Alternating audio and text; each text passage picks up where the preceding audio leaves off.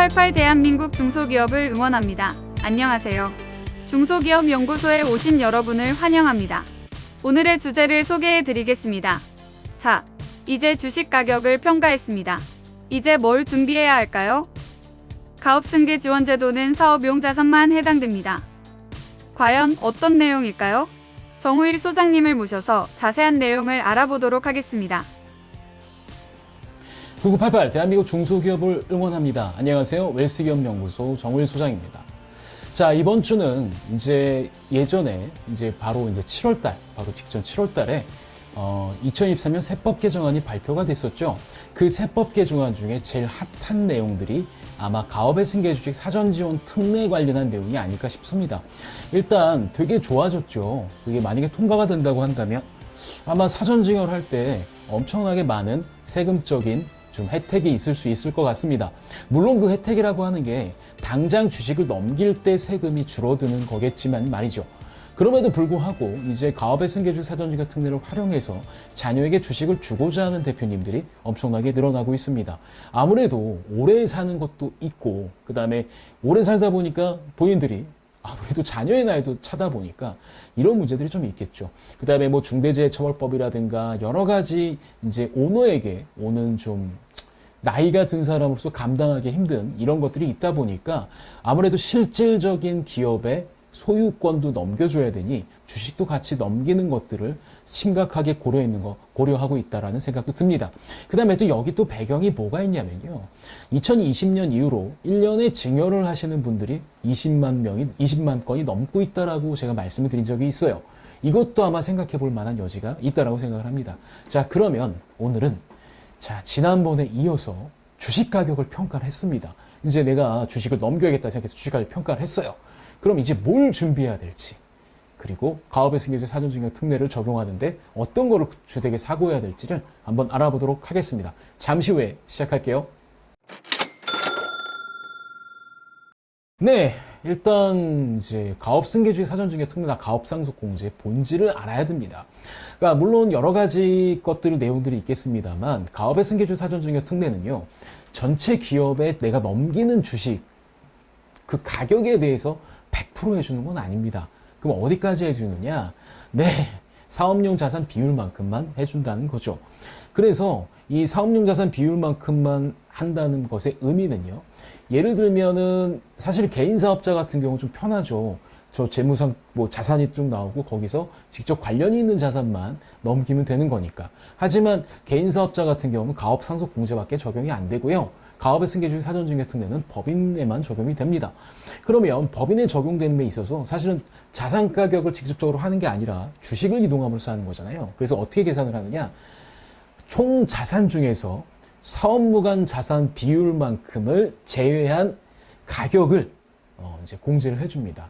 가령 예를 들면 우리 자녀에게 한 10억 정도의 주식을 이전한다고 하면 우리 법인의 사업 무관 자산 비율이 20%다라고 했을 경우에 그러면 20%를 제외한 8억에 대해서만 가업의 승계주식 사전증여 특례가 적용되는 거고 나머지 2억은 일반 증여로 해당이 돼서 증여세를 내게 되는 거죠. 그러면 진짜 우리가 가업의 승계주식 사전증여 특례를 굳이 적용하려고 하는 이유는 지금 넘기는 시점에 비용 부담이 크기 때문이지 않겠습니까? 그 비용 부담은 바로 세금이죠. 그리고 세금을 줄이기 위해서는 당연히 사업용 자산 비율, 사업 무관 자산 비율을 없애는 게 바로 관건인 거죠. 즉 다시 말하면 사업 무관 자산 비율을 거의 제로로 하든가 이런 식으로 전략을 수립해야 됩니다. 그럼 여기에 대해서 과연 사업 무관 자산에 해당되는 것들이 뭐가 있느냐? 자, 이거는 우리가 법령을 확인하시면 됩니다. 일단은 법령에서 확인하시면 비사업용 부동산, 그다음에 그러니까 우리가 업무에 사용하지 않는 부동산이죠. 예를 들어서 내가 땅을 사놨는데 아직 공장인가를 받지 못했거나 아니면 뭔가 창고 용도로 사놨는데 아직 사업적으로 사용하지 않는 경우가 해당될 수 있고요. 그다음에 두 번째 임대용 부동산입니다. 이 가업 상속 공제나 가업의 승계 주식 사전증여 특례나 이런 특례 혜택들은 임대업엔 부동산 임대업은 제외라고 보시면 돼요. 그래서 임대하는 건 아니다. 자, 그다음에 금전 소비대차 계약에 의해서 타인에게 대여한 금액입니다. 대표적인 게 대표이사의 가시급금 혹은 우리가 우리 회사랑 관련 있는 데다가 단기적으로 빌려준 대여금 등이 해당이 될 수 있고요. 그 다음에 또 하나, 직원들한테 빌려준 이런 대여금도 해당이 됩니다. 자, 그리고 직전 5개년 사업연도 말 평균 현금 배우량의 150%를 초과하는 금액 역시도 사실은 사업 무관 현금으로 보는 거죠. 그러니까 5년 동안 어느 정도 평균적으로 보유하고 있는 양의 150%가 초과하면 이거는 사업 무관 자산이야 라고 보는 겁니다. 근데 사실 그럴 수밖에 없는 게 조금만 머리를 쓰면, 예를 들어서 가업승계주의 사전증여 특례안의 증여일 직전에 뭔가 사업 무관 자산을 처분하면 다 현금화가 되겠죠. 그런 것들로 악용할 수 있기 때문에 아마 이렇게 해놓은 게 아닐까 싶기도 합니다. 자, 그 다음에 법인의 영업활동과 직접 관련이 없는 주식, 채권이나 이런 금융상품들도 해당이 됩니다. 그래서 이런 금융상품 같은 거 솔직히 그렇잖아요.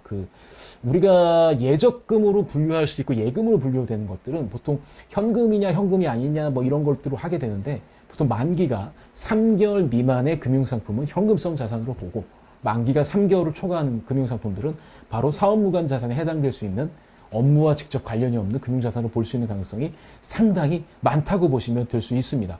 자, 그 다음에 또 여기에 자회사 주식도 포함이 될 수 있어요. 그러니까 주식이니까 우리 자회사 주식을 갖고 있을 수 있잖아요. 근데 이 경우는 이 자회사 주식을 이제 업무무관 자산으로 볼 수도 있어요. 그럼 이 경우가 업무무관 자산이냐 업무무관 자산이 아니냐, 이건 솔직히 좀 따져볼 일이 있는데, 판례에 따르면 이런 것도 있습니다. 해외에 이제 자회사를 설립한 케이스인데, 이 경우는 해당국의 법상 우리가 지점 형태로 설치를 할 수 없기 때문에 이렇게 할 수밖에 없었다. 그래서 이 경우에는 자회사 주식도 뭐 사업용 자산으로 인정받은 케이스는 있습니다만, 그냥 자회사 주식은 좀 인정받기 좀 어렵겠구나 라고 생각하시는 편이 좀 더 나으실 수가 있죠. 그래서 이제 사실 저는 그렇게 생각을 해요. 이런 경우에 우리가 어떻게 해야 될 것이냐, 바로 이 부분을 좀 생각을 해봐야 됩니다. 일단 법인명의 금융상품이 있으면 이걸 한번 점검을 해봐야 되는 거죠. 원장에서 어떻게 회계 처리를 했는지, 그래서 얘가 만기가 3개월 이상의 금융상품인지 아니면 진짜 요구불성 예금인 건지, 이런 걸 한번 확인해 봐야 되는 거고, 그 다음에 혹시나 법인에서 가입한 보험이 있다라면 뭐 비용 처리가 되는 경영행정기보험 같은 경우 크게 상관이 없고, 얘를 비용 처리하면 크게 상관이 없겠습니다만, 예를 들어서 비용 처리하지 않고 자산 처리하는 것들은 진짜 엔간에서는 좀 인정받기는 좀 어렵다, 사업 관련 자산으로 보기 좀 어렵다라고 볼 수 있거든요. 그래서 이런 부분 한번 체크를 해봐야 되는 거고, 그 다음에 혹시나 회사에서 갖고 있는 대여금들이 있는지도 한번 확인해 보셔야 됩니다. 그 다음에 이런 경우 있을 수 있어요. 매출 채권으로 오래 갖고 있는 거였는데 얘를 해당 기업하고 얘기해서 대여금으로 돌려놓은 거, 이런 것들도 좀 문제가 될 수 있겠죠. 그 다음에 임대용 부동산이 있다라고 한다, 이것도 한번 점검을 해보실 필요가 있다라는 겁니다. 그래서 주식 가격을 평가했으면 우리 회사의 자산이 지금 사업무관 자산과 사업용 자산 분류를 하셔가지고 이 사업무관 자산 비율이 얼마큼 되는지를 먼저 시뮬레이션을 해봐야 되고, 전문가의 조력을 받으셔야 된다고 말씀드리고 싶어요. 자, 그러면 이런 사업무관 자산 그럼 어떻게 점검하면 될지 한번 하나하나씩 알아보도록 하겠습니다. 특히 가지급금과 같은 대여금은 정말 조심하셔야 됩니다. 근데 이 가지급금이라고 하는 게 발생 원인이 있을 거잖아요. 그러니까 예를 들어서 뭐 어차피 리베이트를 줘야 되거나 말할 수 없는 경비 집행이 있다고 한다면 생길 수밖에 없겠죠. 그 다음에 법정 자본금을 맞추기 위해서 임시적으로 하는 경우도 있을 수 있고, 대표이사가 개인적으로 사용할 수도 있고, 뭐 근로자 관련해서 뭐 차입금이 많은 경우도 있을 수 있습니다. 자, 이런 경우라면 사실 솔직히 가지급금이 더 이상 생기지 않게끔 하는 건 좀 어려울 수가 있겠죠. 그러면 만약에 가업의 승계주식 사전증여 특례를 앞두고 있거나 이런 공제를 통해서 뭔가 이 세금을 좀 줄이고 싶으신 분들이라면 이걸 좀 매해년도 처리하는 걸 좀 말씀을 드리고 싶어요. 이렇게 생긴다고 한다면 기존에 생겼던 것도 물론 다 처리를 해야겠지만 매년도 발생한 것들을 그때그때 처리하는 것들을 권장드립니다. 그리고 이 가지급금이 이제 끊을 수 있냐 끊을 수 없냐, 이것도 한번 생각해 봐야겠죠. 만약에 끊을 수 있다라고 한다면 가지급을 안 만들면 되는 거고, 계속 발생할 수밖에 없었으면 이 부의 경비 어떻게 할까 생각을 좀 해봐야 된 다음에, 그리고 이 가지급금의 귀속자가 누구인지도 명확하게 확인해야 됩니다. 예를 들면 직원들 때문에 생긴 대여금이라고 한다면 사실 얘가 한 번에 없앨 수는 없는 거잖아요. 그 다음에 우리 직원이 아니라 뭐 우리 다른 관계된 가족이라든가 아니면 뭐 관계된 다른 법인이라든가 이러면 누군 건지를 먼저 파악을 하셔서 이걸 제대로 없앨 건 없애고 일시에 상환할 건 상환을 하고 뭐 이런 작업들은 좀 하셔야 될 것 같아요. 그 만약에 직원들이 이제 가직의 귀속자라고 한다면 뭐 사내근로복지기금을 통해서 이런 것들을 다 없애버리고 아예 복지기금에서 이걸 처리하는 방법도 한번 생각해 볼 만한 거죠. 그러면 이제 되게 냉정하게 따져봐야 되는 거죠. 그 다음에 이거 진짜 이거 도저히 안 되겠다라고 한다면 실제로 그 사업 무관자산 비율만큼은 일반 증여에 해당이 되니까 그것도 같이 납부할 수 있는 전략을 수립하시는 것도 나쁘지 않습니다. 그럼 또 이런 생각을 할 수 있거든요. 가지금 많아. 근데 증여하기 전에 얘를 현금으로 싹 밀어넣어. 네. 그러면은 사업 무관자산이 없어지는 거잖아요. 이렇게 생각할 수도 있지만 그러려면 역시 아까 말했던 과다보유 현금 이게 해당될 수 있으니까 만약에 그렇게 진짜 하고 싶다고 한다면 사전에 준비를 좀 하셔야 될 필요가 있다는 거죠. 근데 무엇보다도 중요한 건 정확한 법인의 주식 가격을 파악하셨다.